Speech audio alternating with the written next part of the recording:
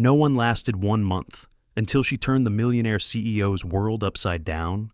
It was a crisp Monday morning in downtown Chicago, and the air was already electric with the usual commuter chaos. But for Riley Morgan, the chaos was internal. Her blouse had a coffee stain, her resume was wrinkled beyond salvation, and she'd just tripped over a sidewalk chalk drawing outside the skyscraper known as the Fortress of Corporate Coldness, Hawthorne Industries. Riley wasn't your typical applicant. She wasn't polished. She wasn't punctual. She wasn't even sure she remembered to put on matching socks. But what she lacked in finesse, she made up for in boldness, and something that couldn't be taught heart. Inside the glass tower, the receptionist nearly choked on her iced matcha as Riley stormed in, half-tucked and breathless. "Hi, Riley Morgan. Interview, 10 a.m. I know it's 10:24, but in my defense, the red line stalled. The elevator skipped my floor and someone spilled soy sauce on my resume at the bagel place." The receptionist blinked stunned. "Mr. Hawthorne doesn't tolerate lateness." Riley smiled. "Perfect. I don't tolerate awkward silences. So we're even." Minutes later, she stepped into a penthouse office where everything was a shade of steel, including Graham Hawthorne, the notoriously cold CEO with a reputation for firing assistants like they were disposable coffee filters. He glanced up with a stare that could curdle milk. "You're late," he said. "And you have... is that ketchup on your shoe?" Riley followed his gaze. "Possibly. Or maybe art. Depends on your perspective." He blinked once. "Your resume is crumpled. Blame my tote bag. It holds grudges. You don't have a college degree." "Nope. Dropped out to work 3 jobs.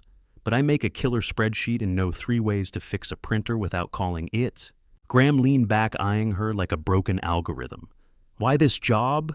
Because rent is due. My dog eats like a linebacker, and I have a strange talent for turning total disasters into something less terrible." A long silence. Then he closed the folder. "Fine, 90-day trial. Survive that you stay." "Challenge accepted," Riley grinned. "This will be fun or catastrophic." As she walked out, skirt still slightly twisted and confidence intact murmurs echoed through the break room. "She won't last a week," someone whispered. But behind his desk, Graham Hawthorne stared at the door, strangely unsettled. Riley Morgan was a walking disaster, but somehow she'd made one hell of an entrance. Day 1 began the way all good storms do. Quiet at first, then unrelenting. Riley Morgan marched into Hawthorne Industries at exactly 7:59 a.m., armed with a thermos of oversweetened coffee and a brave face she didn't entirely feel. Her desk sat just outside Graham Hawthorne's glass-encased office, a space that felt more like a surgical theater than a place for emails and memos. The staff around her eyed her with the same disbelief people reserve for someone who volunteers for a firing squad. "Poor thing won't make it past Wednesday," a junior analyst muttered near the break room. "You remember what happened to Alyssa? She locked herself in the bathroom on day 4. Riley forced a smile and kept her head high. Within the first hour, she spilled a paperclip container, mistook the mailroom guy for the VP of Finance, and managed to get locked out of her computer twice. But she was determined to own her mess instead of hiding from it. Then came the call. "Line 1, Mr. Hawkins from Cobalt Partners," said the receptionist, sounding nervous. Riley grabbed the receiver. "Hawthorne Industries." "Riley speaking. How can I make your morning sparkle?" Silence. Then, "This is a legal matter. I need Mr. Hawthorne immediately." "Absolutely," she said cheerfully. "Transferring you now?" Except she didn't know how.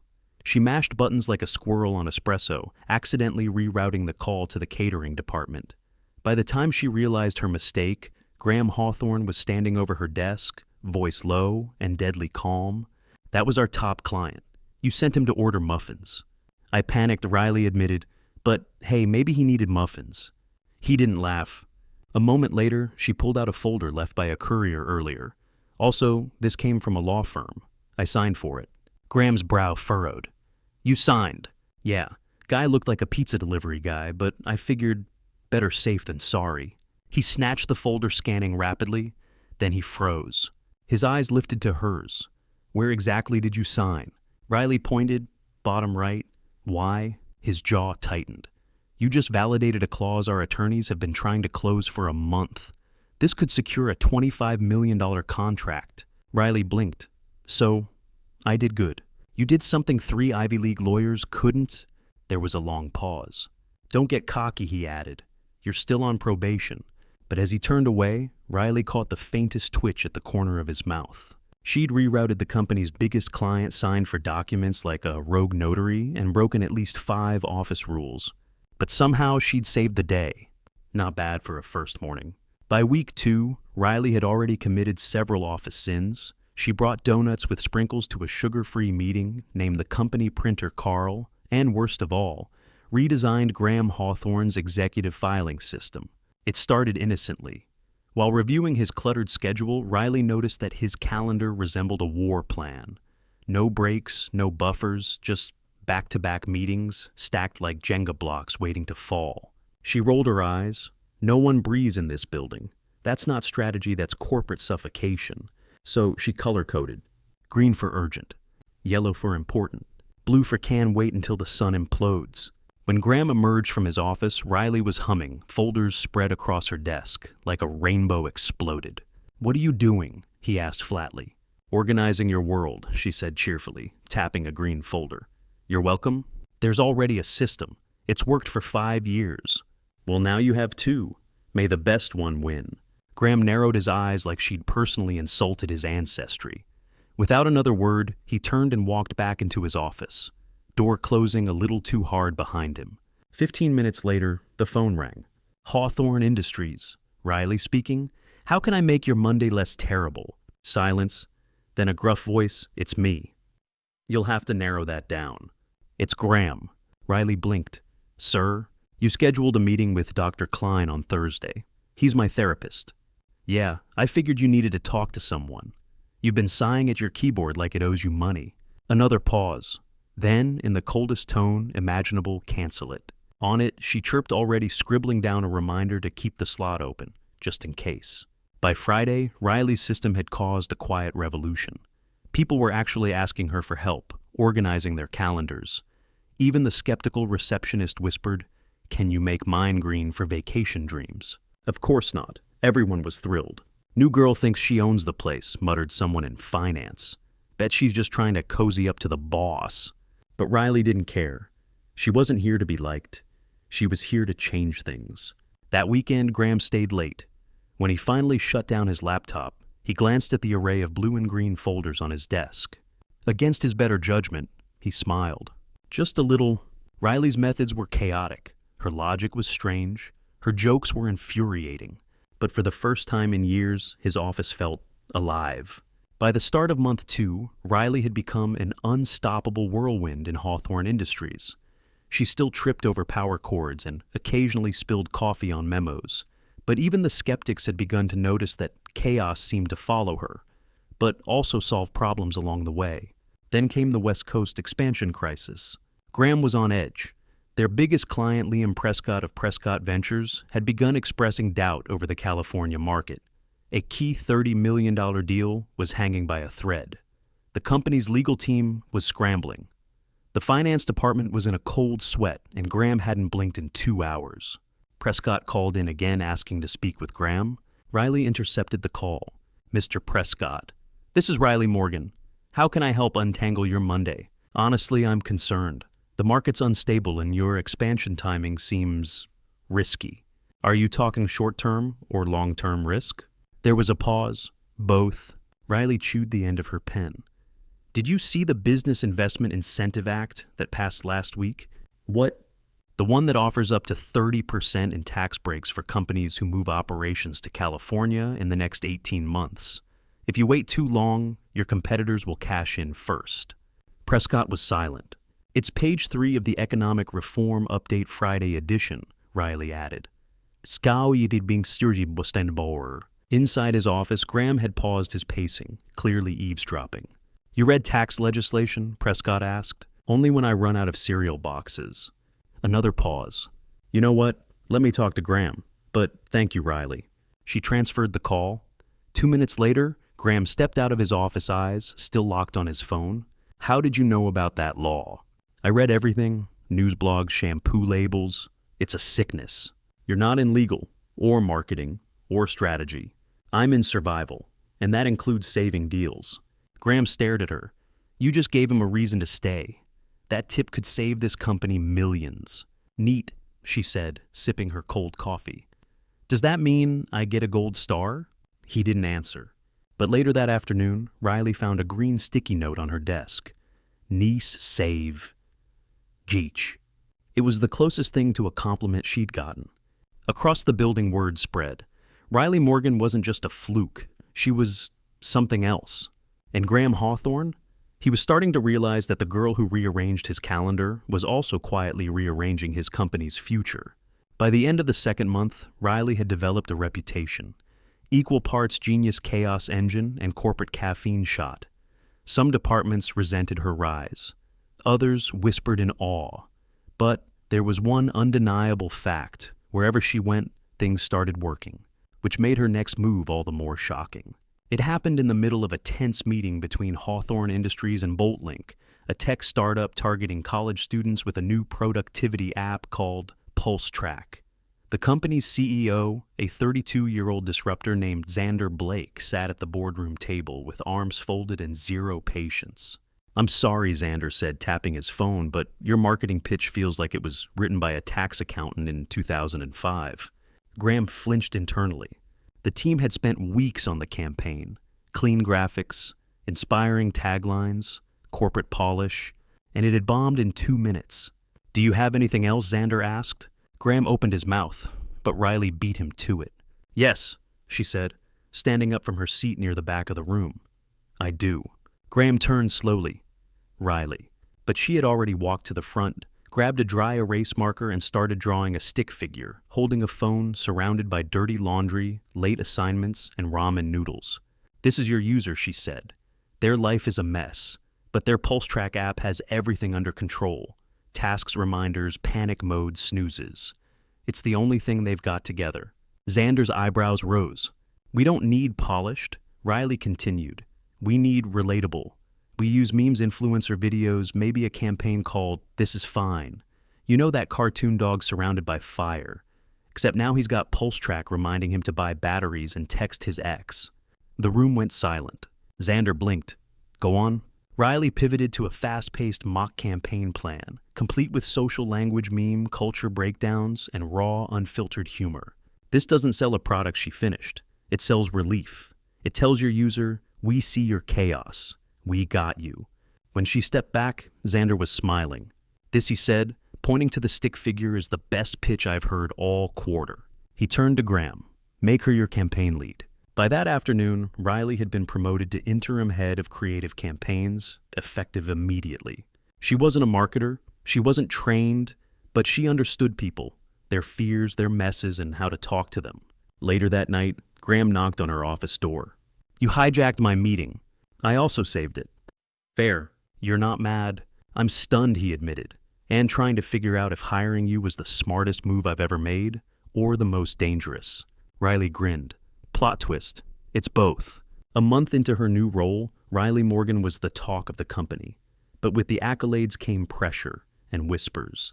Some still questioned how a college dropout had leapfrogged her way into the executive wing. Riley ignored the noise. Mostly. That week, Graham informed her in his usual monotone, You're required to attend the year-end gala. I thought only executives went. You are one. Technically, Riley froze. I don't own anything with sequins or functioning heels. Graham paused, then buy something. Appropriate. Define appropriate, nothing with glitter cats or puns. Wow, you've seen my closet. By Saturday evening, Riley stood outside the ballroom of the Lakefront Regency Hotel, feeling like she was attending a costume party for a species she didn't belong to. Her rented red dress clung tighter than she remembered, and her heels had already declared war on her feet. She took a deep breath and stepped inside. Crystal chandeliers glowed above mahogany floors. Waiters floated by with champagne. The room was filled with black suits, muted laughter, and the kind of elegance that screamed, we care what our forks look like. She was halfway to the bar when it happened. Her heel caught the edge of a rug. She stumbled, arms flailed, and like a slow-motion horror scene, she crashed into a waiter carrying a tray of champagne flutes. The tray spun, the glasses flew, the crowd gasped. And right in the line of fire, Graham Hawthorne, except, with near-surgical reflexes, Graham sidestepped. The champagne exploded at his feet, but missed his tuxedo entirely. Silence. Then Riley, cheeks blazing, blurted, "And that's why I don't do rugs." A few people chuckled. Graham simply walked over and extended a hand. "Let's get out of here." He led her to a balcony overlooking the lake. The city glittered beneath a winter moon. Riley leaned against the railing, mortified. "You're not going to fire me for turning you into a splash zone." Graham looked at her. "Not tonight." There was a pause. "Do you play piano?" she asked suddenly. He blinked. "I did. When I was a kid. You were watching The Pianist earlier like you missed it. My mother thought it was inefficient. Said real men didn't waste time on things that couldn't be monetized. That's ridiculous. Music is efficiency. It turns emotion into action." Graham studied her. "How do you do that?" "Do what?" "See through people." "I pay attention, also I eavesdrop a lot." They shared a small laugh, and for once it wasn't awkward. It was easy. Then someone stumbled onto the balcony. Travis from Legal 2 drinks past the line. He grinned at Riley. "Whoa, you clean up nice? Want to dance?" "No thanks. I'm talking with someone." "Oh, come on," he slurred, reaching for her wrist. Graham stepped between them. She said no. Travis backed off, muttering something incoherent before disappearing inside. Riley looked at Graham, surprised by the protectiveness in his tone. "Thanks," she whispered. He didn't say anything, but his shoulders were still tense. "Are you okay?" He finally said quietly, "I don't like seeing people treat you like that." For Riley, it was the first time the man who always seemed unreachable felt real. Monday morning came with a storm, though not of the weather variety. Graham Hawthorne stood outside Riley's office holding his phone like it was a ticking time bomb. "My mother's flying in this week." Riley looked up from her color-coded presentation drafts. "That sounds delightful." "She's scheduled lunch Friday with me and a woman named Delilah Pennington." "Sounds fancy." "She's a corporate lawyer, Harvard, fluent in French. Her family owns an island." Riley blinked. "Wait, is this lunch or an arranged merger?" Graham looked physically ill. "My mother wants to introduce us to begin things." Begin things. She used the phrase, build a legacy. Riley nearly spit out her coffee. "So what? You need a body double." "I need a girlfriend," he said flatly. Riley choked. "What?" "Just for the lunch. Pretend. Temporary." "You want me to fake date you in front of your matchmaking mother?" "Yes." She stood. "Graham, that's unhinged. I'll buy you pizza for a month." She narrowed her eyes. "Toppings included. 2 months and a raise." Pause. 20%. Then 15. Deal. That Friday, Riley stood outside the Gold Ivy, one of Chicago's most exclusive restaurants, wearing a borrowed navy dress and heels she'd instantly come to regret. Graham arrived in a charcoal suit that made him look even more absurdly perfect than usual. "You ready?" he asked. "Nope, but I'm walking in anyway." Inside, Margot Hawthorne was exactly what Riley expected. Flawless posture, crisp pearls, and a gaze that sliced through fabric. "Mother, this is Riley Morgan." Margot's lips curled slightly. "Riley? That's unconventional." "I get that a lot." Riley smiled, extending her hand. They sat. Riley dropped her napkin, hit her knee on the underside of the table, and ordered sparkling water with a citrus wedge to appear sophisticated. Margot asked polite but pointed questions. "What do you do, Riley?" "Strategy. Contracts. Mostly fixing disasters before they explode." "Interesting. And your education?" "I didn't finish college. Life got in the way." Margot's brows twitched. "Ah, but I've learned more on the job than most people do in classrooms," Riley added. "I saved a $30 million contract by catching a legal clause no one else noticed." Graham nodded subtly. "That's true." Margot sipped her water. "And your family?" "My mom's a nurse in Milwaukee. Works night shifts. She raised me alone." There was a beat of silence. "Well," Margot said, folding her hands, "it's rare to meet someone so unfiltered." "I call it authentic," Riley replied. By the end of lunch, something shifted. Riley had knocked over a water glass, accidentally insulted the wine menu, and quoted a motivational meme about chaos. And somehow, Margot didn't just tolerate her. She looked intrigued. As they left, Graham glanced sideways. "You did well. Your mom thinks I'm deranged." No, he said slowly. I think she likes you. Impossible.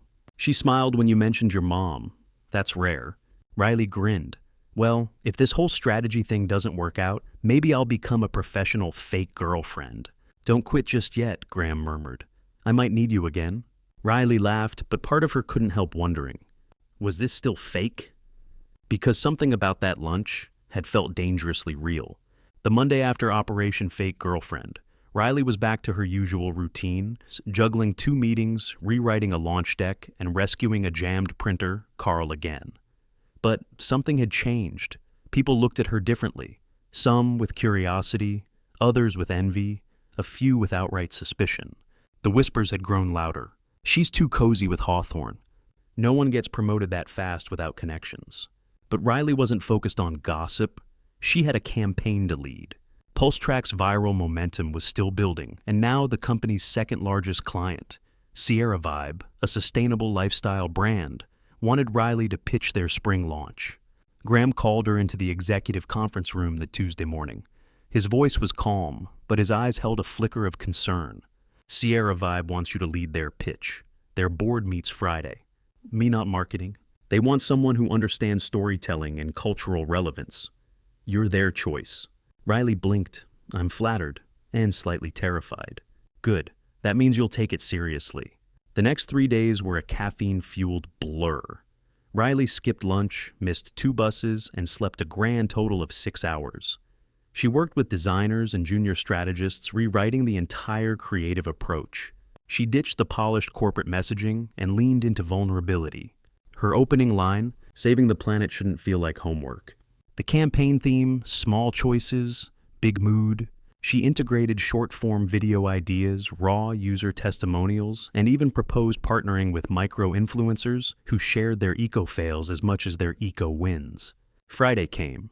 The Sierra Vibe board, a blend of seasoned executives and Gen Z digital natives, gathered in the West Conference Room. Riley stood at the head of the table, nerves swirling. But her voice didn't waver. She walked them through 3 emotion-driven scenarios. Real people, real chaos, real change. And finally, she landed on her closing line. You don't have to be perfect to help. You just have to start. There was silence. Then nods. Then applause. One executive leaned forward. This is exactly the direction we've been looking for. Graham, sitting quietly in the corner, allowed himself the rarest of reactions. A smile that reached his eyes. That afternoon, Riley received the email campaign approved. $12 million contract extended. She leaned back in her chair, eyes fluttering shut with relief, until Jennifer from marketing walked by and muttered just loud enough, "Guess it pays to flirt with the boss." Riley's smile faded. Later that evening, Graham stopped by her office. "You did well today." "Thanks," she said flatly. "You okay?" "Sure.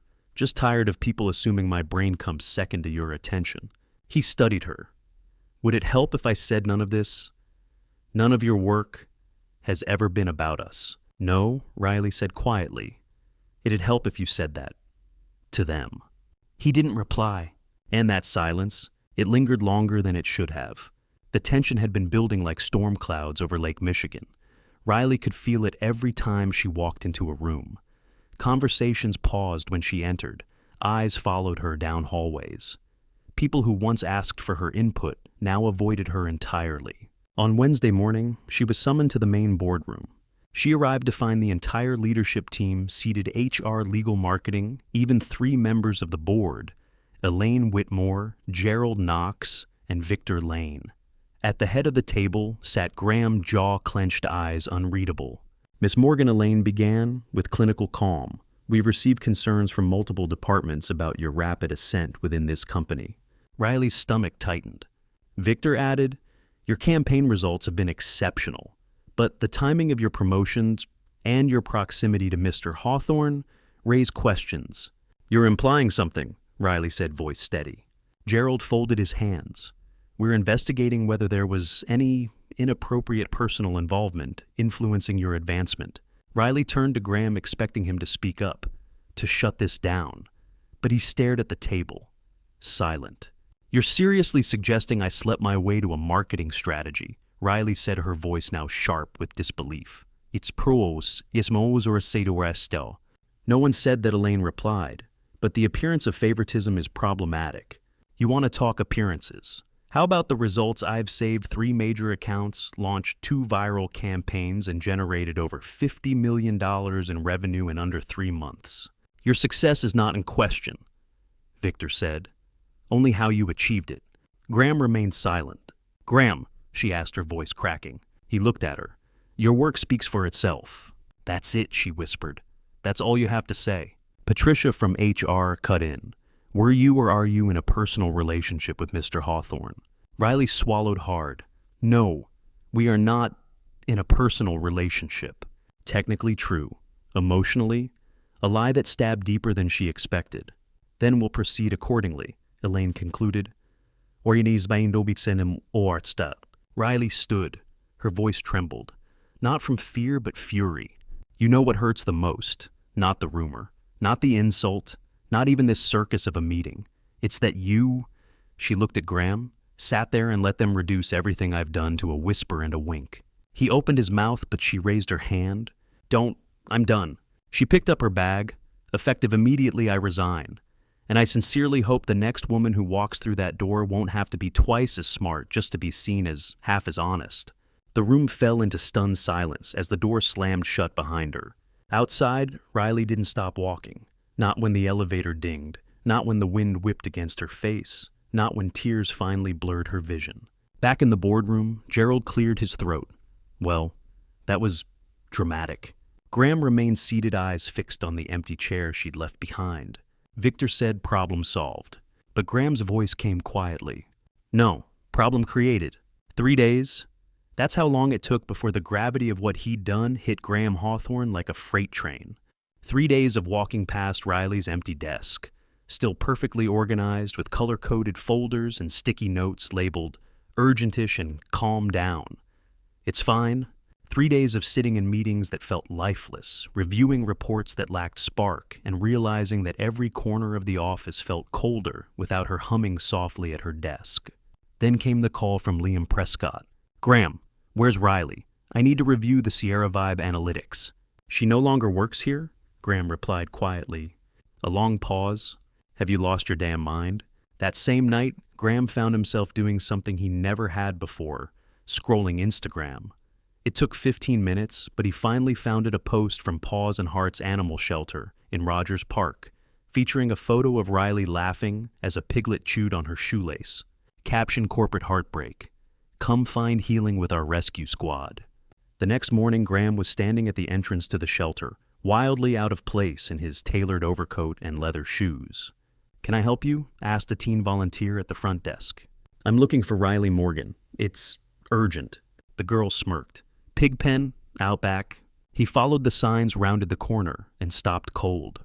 There she was, kneeling in a hay-covered pen jeans, smeared with mud, holding a piglet in her arms like it was a newborn. Her smile was easy real, and not meant for him.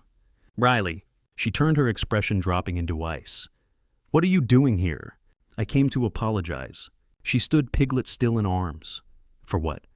Sitting there while they accused me of being your puppet or staying quiet when I needed you to stand up. Graham stepped forward. I thought I was protecting you? If I spoke up, it could have made things worse. No, she snapped. You were protecting yourself, and you let them humiliate me. A sudden slip. Graham's foot caught a patch of mud, and down he went. His coat was instantly soaked, his pride bruised. Worse, the piglet squealed and made a beeline for his lap, head-butting his chest and nibbling his tie. Seriously, he groaned. Riley stifled a laugh. Bentley likes drama. Graham sat up, hay in his hair tie, askew mud on his face. I deserve that. You deserve worse. He looked up at her. I miss you. Not just your work. You. The way you make chaos feel like momentum. The way you speak truth, even when no one wants to hear it. Riley hesitated. I made a mistake. The worst one. And I'm not asking you to forgive me today or tomorrow. I'm asking for a chance to earn back your trust, professionally, and maybe more. She looked at him muddy and breathless, a pig tugging on his tie, and something cracked. You look ridiculous. I feel ridiculous. And cold. Frozen. She sighed, bent down, and handed him a towel. Start with this. We'll talk after you wash the pig smell off. He smiled, wiping his face. Is that a maybe? It's a don't blow it twice. And just like that, the door Graham had slammed shut creaked open again. The following Monday, Hawthorne Industries buzzed with a mix of confusion, excitement, and quiet dread.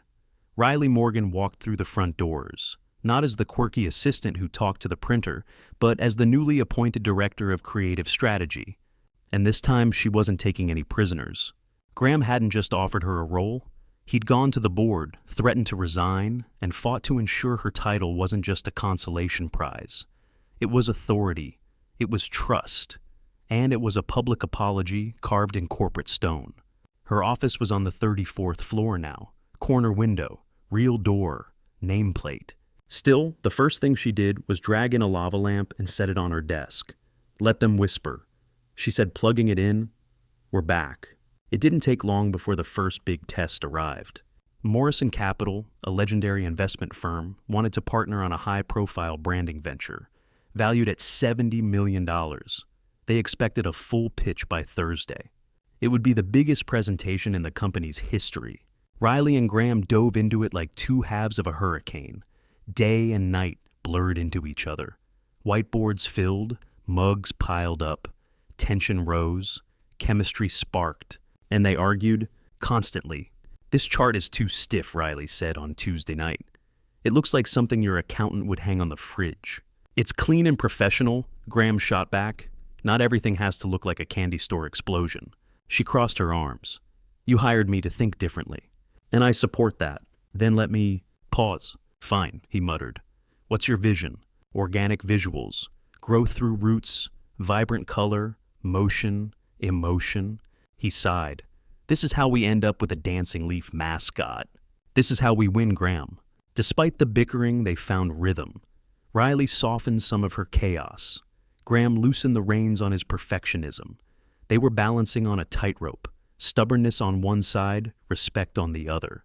By Wednesday night, they were still in the office side by side, reviewing the final deck. "It comports naswar offer dawol." "I've never collaborated like this," Graham admitted, rubbing his temples. "Because you've never had someone challenge you in glittery shoes," Riley replied.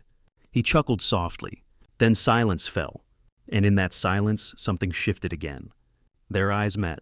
The air between them was thick with everything unsaid. Without thinking, without rehearsing, Graham leaned in and kissed her. It wasn't tentative. It wasn't clumsy. It was weeks of tension, months of what-ifs, 1,000 unsent messages. When they pulled apart, both breathless, neither spoke for a long moment. Finally, Riley whispered, "Well, that's one way to say nice chart." Graham, still stunned, replied, "We have a presentation to finish." "Right," she nodded, cheeks burning. "Work, focus." They worked in silence. Except now, every glance meant more. Every brush of hands lingered. Every word had a double meaning. They didn't define what had just happened. They didn't need to. Not yet. But one thing was clear. They weren't just partners on paper anymore. Thursday arrived with a weight that pressed on every floorboard of Hawthorne Industries. The Morrison Capital pitch was set for 2 p.m., and the entire company knew what was on the line. $70 million a multi-year partnership, and the company's reputation in an increasingly competitive field. Riley was calm, on the outside. Inside, her heart thudded like it was trying to escape through her ribcage. She'd rehearsed every word, every slide, every joke she planned to slip in for a breath of levity.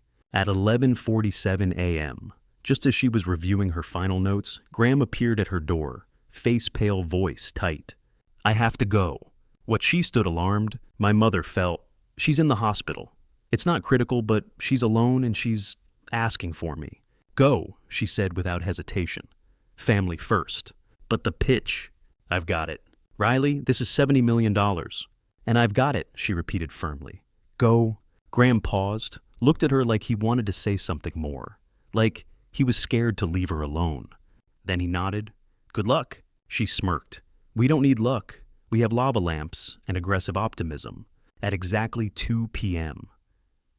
Riley stood at the front of the glass-walled conference room, facing 5 Morrison executives, each worth more than most neighborhoods and trained to smell fear in seconds. She didn't flinch. "Thank you for coming," she began.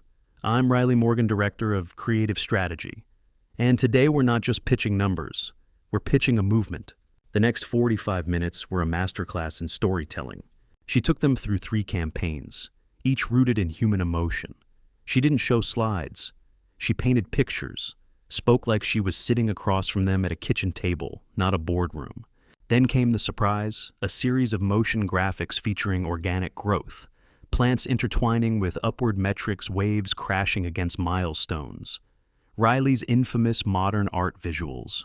Instead of scoffs, there were raised eyebrows, nods. She ended with a line that hadn't even been in the script. "The real question isn't whether Morrison Capital should lead the future. The real question is, can you afford not to?" Silence. Then, smiles, applause. One of the executives leaned forward.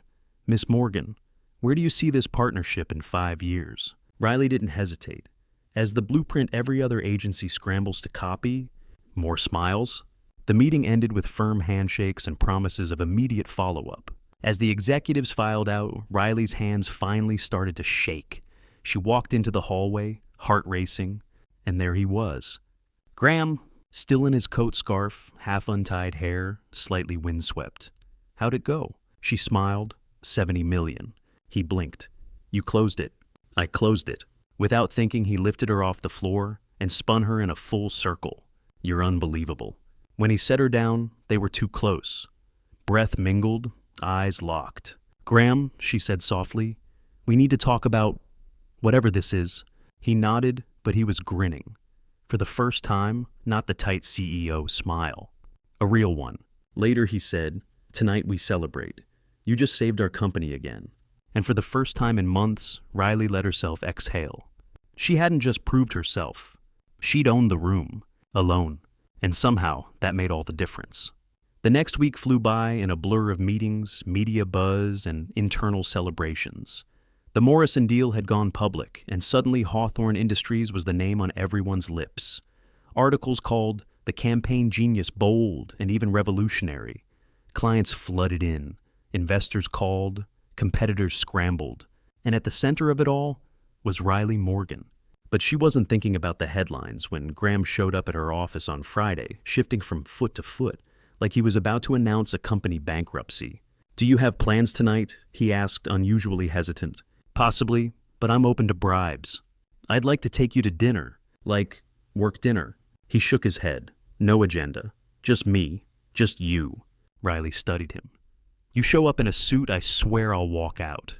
He actually smiled, noted. That night she stood in front of Graham's penthouse, nerves fluttering like butterflies in a blender. When he opened the door, she froze. Dark jeans, rolled sleeves, barefoot. "You look," she began. Normal, terrifyingly so. The apartment was warm, candlelit jazz humming softly and the faint smell of something delicious wafting from the kitchen. "You cooked?" she asked. "I attempted." They sat down to a surprisingly decent meal. Salmon roasted asparagus and a risotto that he admitted came from YouTube tutorials. Conversation was easy. No charts, no campaigns, just stories, laughter. The kind that made her forget where she was. After dessert, store-bought tiramisu, thank God. They moved to the sofa. And for once the silence wasn't charged. It was peaceful. Riley Graham finally said, setting down his wine, "What do you want from this, from us?" She tilted her head. "You mean beyond free dinner and workplace sabotage immunity?" "I'm serious." "So am I." A pause. "I want the messy stuff," she said. "The awkward silences, the weird habits, the part where you forget I like sugar in my coffee and try to fix it with a lecture about routine." He laughed quietly. "I can do that." "And you?" she asked. He turned to her, expression bare. "I want you, not the strategist, not the chaos machine. Just Riley, in the morning, in the storm, in the middle of everything." Silence again. Then he stood. "Be right back." She watched him disappear into the other room, then return, holding a small velvet box. Her heart stopped. "Graham!" He knelt, or tried to. Halfway down, his designer slacks caught at the knee and rip. The room echoed with the sharp, unmistakable sound of fabric betrayal. He slipped, lost balance. Nearly toppled a lamp. Riley gasped. "Oh my God, are you—" "I'm fine," he muttered, still awkwardly kneeling. This was not how this was supposed to go. She was already laughing. He looked so not like the man who dominated boardrooms, disheveled, flushed, and completely undone. "Riley Morgan," he said, anyway, determined. "Will you marry me? Even though I just destroyed a pair of $800 pants and possibly my kneecap." She wiped tears from her eyes, still laughing. "That's a yes," she said, stepping forward. "That's a huge yes."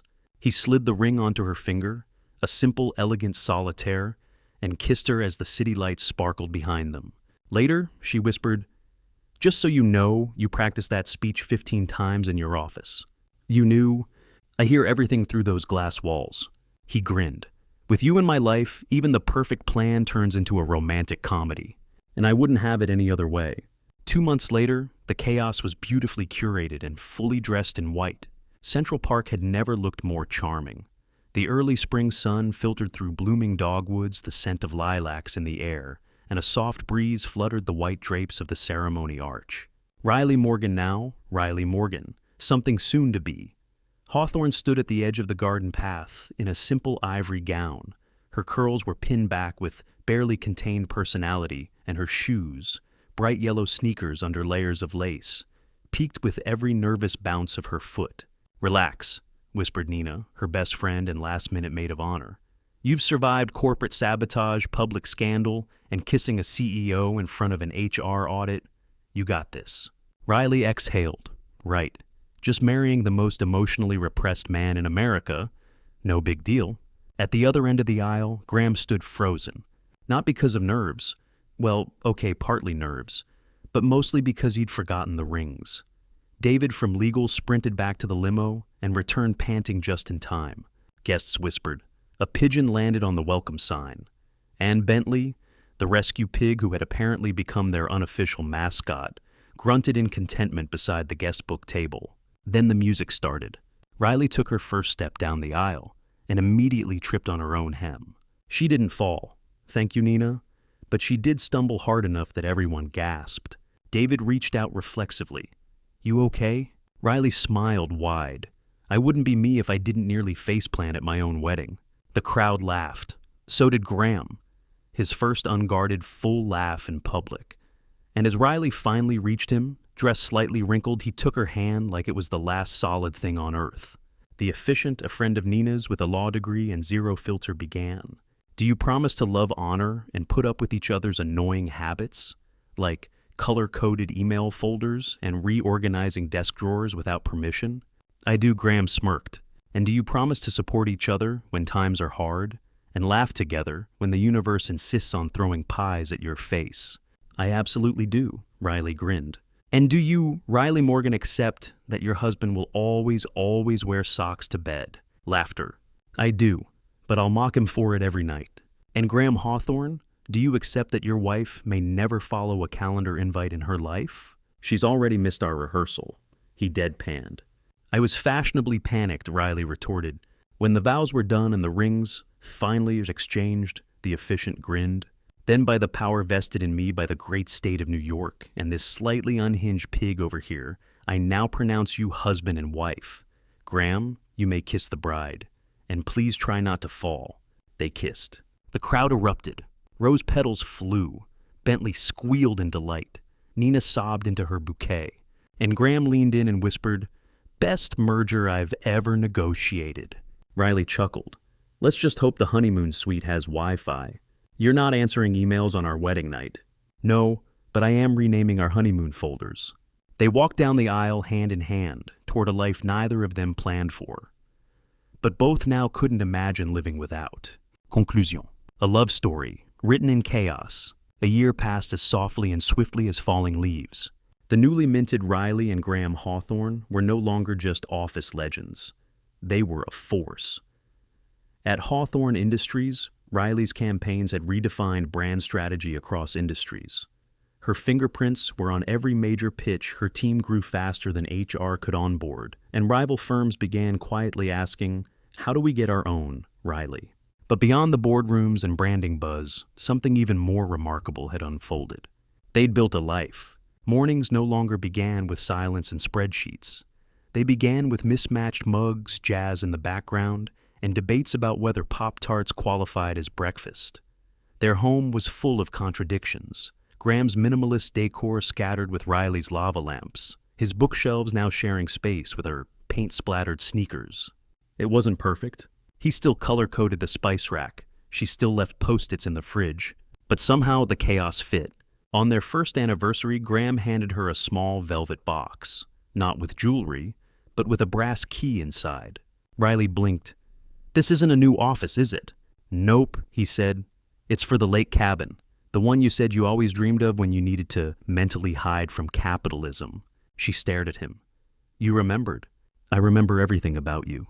And just like that, the girl who had once stumbled into his office with a coffee-stained resume, mismatched shoes, and no filter, had become the woman he trusted with his company, his future, and his heart.